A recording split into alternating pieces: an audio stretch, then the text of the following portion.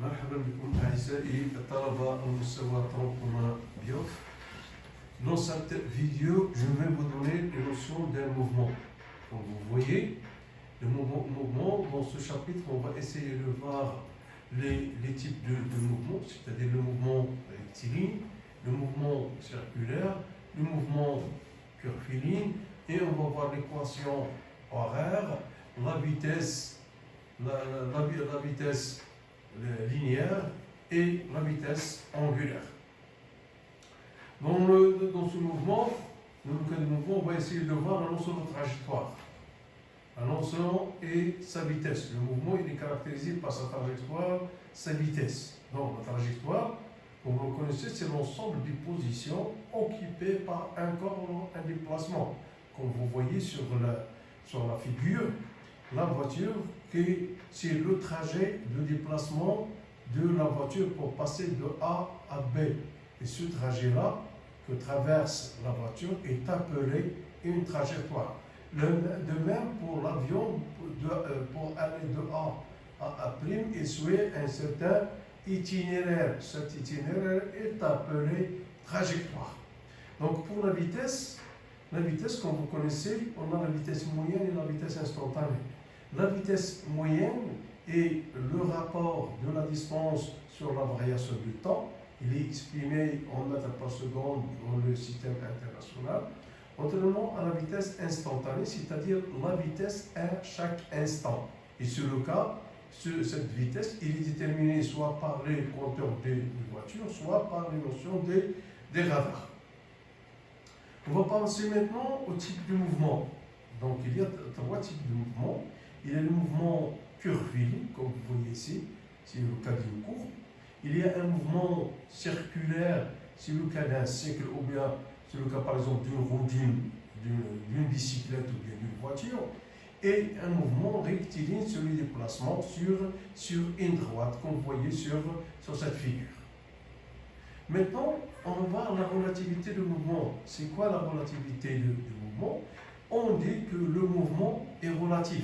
Donc, ça dépend de l'observateur. Si vous voyez par exemple sur ce bus, donc là, trois personnes, A et B, sont à l'intérieur du bus et C est à l'extérieur. Donc, pour le passager A, il dit que pour B, il est immobile. Contrairement, si on prend le cas de C, ça veut dire pour moi, le passager B, il est en mouvement, puisqu'il y a une variation, de distance entre B et C. Contrairement à A et B, il n'y a pas de variation de la distance. Donc, suivant l'observateur, un objet peut être immobile, soit en mouvement. Et c'est pour cette raison qu'on dit qu'on parle de la relativité de mouvement. C'est la relativité des mouvements. Et on va définir c'est quoi un référentiel et comment calculer sa vitesse et connaître sa trajectoire.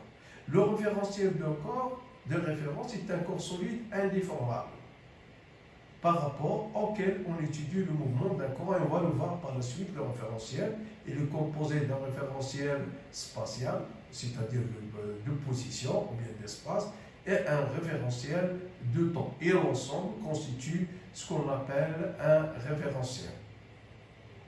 Donc un repère, il peut être du temps. On a un repère de temps, c'est-à-dire temporel, et un repère d'espace. À chaque position d'un point M correspond une date T. Ou bien, si on veut partir d'un repère d'espace, si on veut fixer par exemple un rendez-vous, on se fixe, on va se rencontrer en tel lieu et à telle date. C'est ce qu'on appelle les repères, ou bien le référence d'espace et le repère de temps. Et l'ensemble constitue le référentiel. C'est à partir du repère de temps et le repère d'espace qu'on peut déterminer tous les paramètres du mouvement, c'est-à-dire déterminer la vitesse, déterminer l'équation horaire, déterminer la position, déterminer les vitesses instantanées et les vitesses moyennes.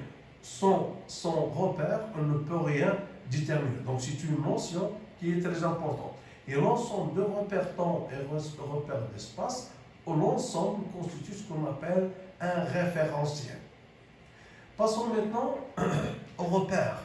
Donc, l'étude du mouvement d'un corps nécessite le choix d'un repère associé à un corps de référence, c'est-à-dire le lieu, votre corps soit lié à un repère, soit par exemple la terre, la cabine ou d'un ascenseur. Pour déterminer la position d'un point M quelconque, on choisit un repère lié au corps de référence. On repère les positions du point mobile M par le vecteur EM appelé vecteur position. C'est par rapport à une référence, à un repère d'espace. Le vecteur position, donc dans le vecteur position, on a dans le cas d'un mouvement rectiligne, et lorsqu'on parle d'un mouvement rectiligne, c'est-à-dire se déplace sur une droite, on choisit le repère OI et le vecteur position, et il s'écrit que OM est égal à XI. Mais si on se déplace sur un plan, donc le vecteur position, il s'écrit que OM est égal à XI plus YG. Et d'une façon générale, si on se déplace, si le mouvement se fait dans l'espace OIGK, donc la position du point M, OM, est égale à XI plus YG plus ZK. Mais généralement, dans votre cas, seulement on parle de mouvement rectiligne, c'est-à-dire le déplacement sur une droite qui est rectiligne et le vecteur position, il est écrit que OM est égal à XI.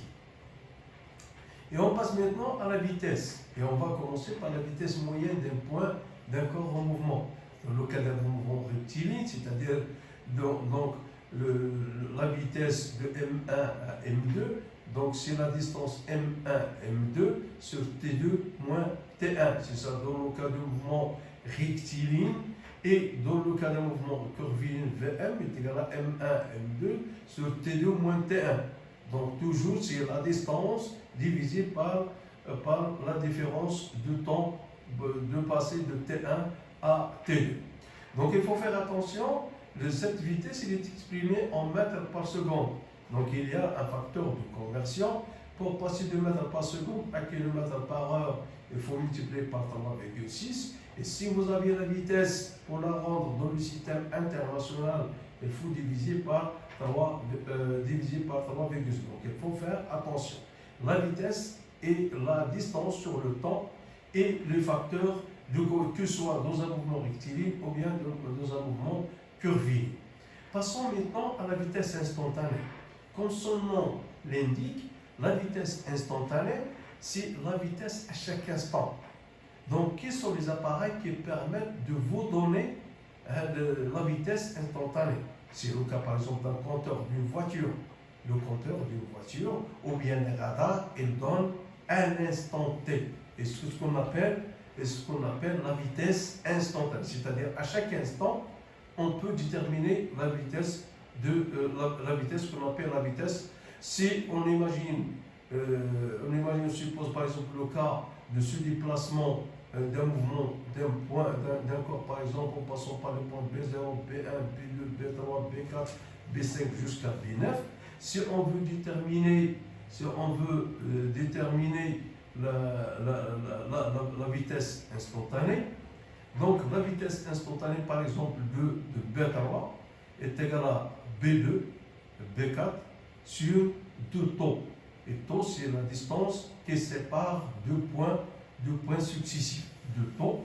Donc d'une façon générale, donc VB2 est égal à B1, B3 sur 2 taux. Donc façon générale que VBI est égal à BI moins 1 multiplié par BI plus 1 sur 2 taux, avec BI moins 1 et BI plus 1 représentent la longueur des segments limités BI moins et BI plus. Donc, mais le problème qui se pose dans ce cas-là, comment on peut déterminer B0 et B9 puisque nous ne sommes pas encadrés. Donc, on peut déduire les vitesses B0 et B9 peut être déterminées par déduction. Donc, on connaît bien que on va voir par la suite qu'il s'agit d'un mouvement qui est uniforme. Donc, la vitesse B3 et B9, donc, ils sont constants. Donc, on a une vitesse qui est constante. Donc, la vitesse B0 est égale à la vitesse de B9. Et donc, mais il faut faire attention aux unités. Donc cette vitesse elle est exprimée dans le système international mètres par seconde. Et taux, c'est le temps qui sépare deux points, qui sépare. Taux, c'est le temps qui sépare deux points successifs qui est exprimé en secondes. Donc, c'est ça un exemple d'une vitesse instantanée. C'est le cas, par exemple, d'un compteur d'une voiture qui indique, par exemple, 100 mètres par seconde.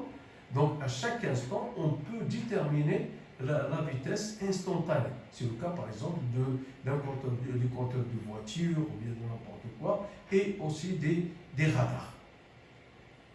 Maintenant, passons au vecteur vitesse. Donc, le vecteur, comme vous connaissez qu'un vecteur, il a les caractéristiques. Bien sûr, il y a la direction, il y a le sens, et il y a la norme, et le point d'application. Donc, prenons par exemple le cas de la figure 1, c'est le cas d'un mouvement rectiligne. On peut déterminer le vecteur vitesse en chaque point en faisant la tangente à la trajectoire en chaque point. Par exemple, supposons par exemple au point M1, on fait la tangente et on peut déterminer le vecteur vitesse. Le même pour M5, il va donner le vecteur Vm5. C'est quoi dans le cas d'un mouvement qui est curviligne. Contrairement au cas d'un mouvement rectiligne, donc on peut déterminer, donc il est tangente, toujours il est tangente à la direction de déplacement. Mais pour le cas d'un mouvement circulaire, on trace en chaque point le rayon de ce cercle et on fait la tangente en ce point pour déterminer c'est-à-dire la tangente en chaque point en se basant sur la normale passant par le rayon et on peut déterminer en chaque point la tangente et cette tangente en chaque point que ça permet de déterminer le vecteur vitesse. De même, dans le cas d'un mouvement linéaire, donc il est tangent au déplacement. Donc par exemple, point M1 c'est V1, point M2 c'est V2, point M3 c'est V3, toujours il est tangent au déplacement.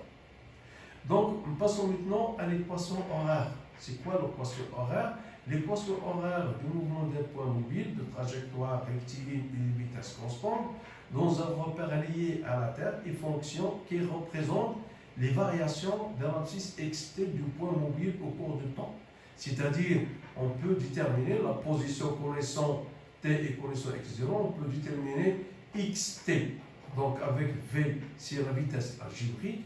Et puisqu'il s'agit d'un mouvement uniforme, ça veut dire que la vitesse elle est constante et l'abscisse du point à t est égal à 0. Donc, maintenant, il nous reste à déterminer la vitesse et déterminer la x0, c'est-à-dire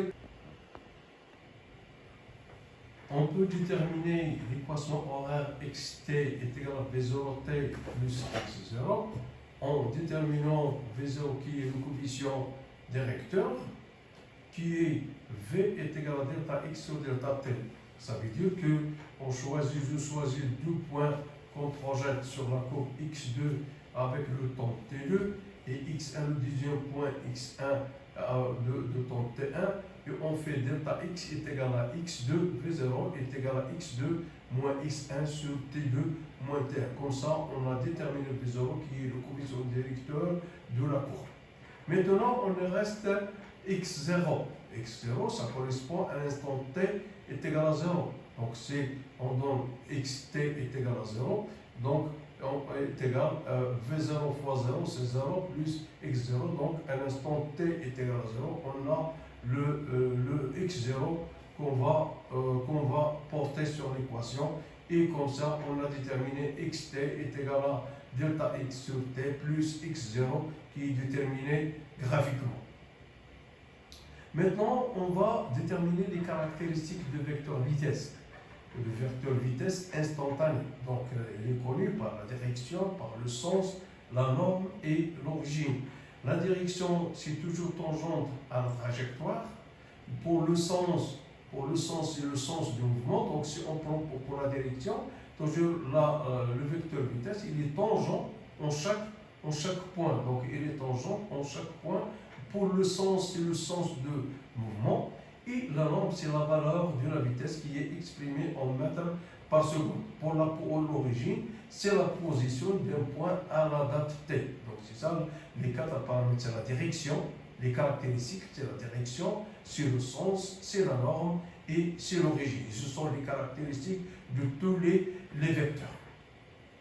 Maintenant, passons au mouvement rectiligne uniforme. On a dit précédemment qu'un mouvement rectiligne, c'est un mouvement qui se fait, qui est dans la trajectoire est une droite, c'est le cas par exemple de cette voiture qui marche, qui roule sur une trajectoire qui est rectiligne, c'est-à-dire une droite, et le mot uniforme vient de que la vitesse est constante. Qui dit vitesse constante, ça veut dire que entre deux positions, le temps est le même, il est parcouru, c'est-à-dire dans notre cas, 10 mètres parcourus en une seconde. Donc le temps et la distance sont constants. Donc, dans ce cas-là, on parle d'un mouvement rectiligne uniforme. D'une façon générale, si vous avez les distances parcourues avec les différentes positions dans un mouvement, ils sont constants et le temps est constant, ça veut dire que la vitesse est constante, donc on parle de mouvement uniforme. Donc un mouvement rectiligne, c'est sa trajectoire est une droite. Et il est uniforme, c'est la vitesse est constante. Donc il faut faire attention, mouvement rectiligne, une droite, la trajectoire est une droite, et uniforme, ça veut dire que la vitesse est constante. Cela veut dire que la distance parcourue entre les différentes positions dans la trajectoire est constante, de même pour le temps. Pour le cas d'un mouvement circulaire, on a vu qu'il y a trois types. On a un mouvement rectiligne, on a un mouvement curviligne et un mouvement circulaire. Ça veut dire que lorsqu'on parle d'un mouvement circulaire, ça veut dire qu'on se déplace sur un cercle. La trajectoire est circulaire et la vitesse v est constante. Donc, mouvement rectiligne uniforme, ça veut dire que la vitesse est constante. Donc, le vecteur vitesse, puisqu'il s'agit d'un mouvement circulaire, ça veut dire qu'il est tangent en chaque point. Il suffit de tracer le rayon et la tangente en chaque point. On peut déterminer le vecteur vitesse. Et ça, ce qu'on appelle la vitesse linéaire, il est exprimé en mètres par seconde. Et on va définir donc V est égal à R oméga, avec R en radian par seconde et R c'est en mètres.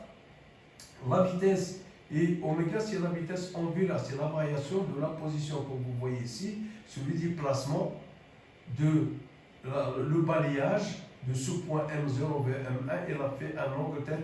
Donc c'est la variation oméga, ce qu'on appelle la vitesse angulaire, c'est delta θ sur delta t. Sur delta t, et ça c'est ce qu'on appelle la vitesse angulaire. Donc pour le vecteur position, OM est égal à R est égal à OM, c'est le rayon de la trajectoire circulaire. C'est le vecteur position, donc la position ne change pas, toujours vous avez un vecteur OM qui est égal à R et qui détermine la trajectoire qui est circulaire. Et par la même occasion, on va définir la période. C'est quoi la période? C'est la durée d'un tour. Donc pour faire ce tour, le temps mais pour faire ce tour est appelé période. Et T est égal à 2π, sur la vitesse angulaire. Sur la vitesse angulaire.